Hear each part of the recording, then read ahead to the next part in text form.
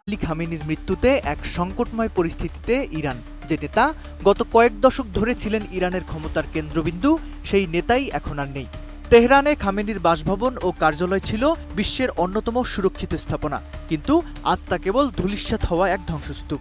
কিন্তু প্রশ্ন একটাই, এত কঠোর নিরাপত্তা বেষ্টনী আর মাটির অনেক গভীরে সুরক্ষিত বাংকার থাকার পরও কিভাবে এই নিখুঁত অপারেশন সফল করল মার্কিন ও ইসরায়েলি যৌথ বাহিনী?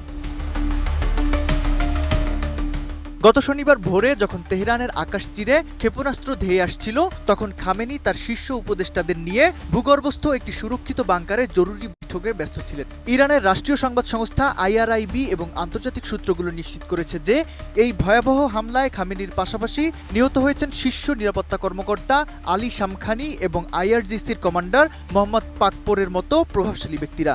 স্যাটেলাইট ইমেজে দেখা গেছে খামেনির সুউচ্চ প্রাসাদটি এখন আর নেই। হামলার তীব্রতায়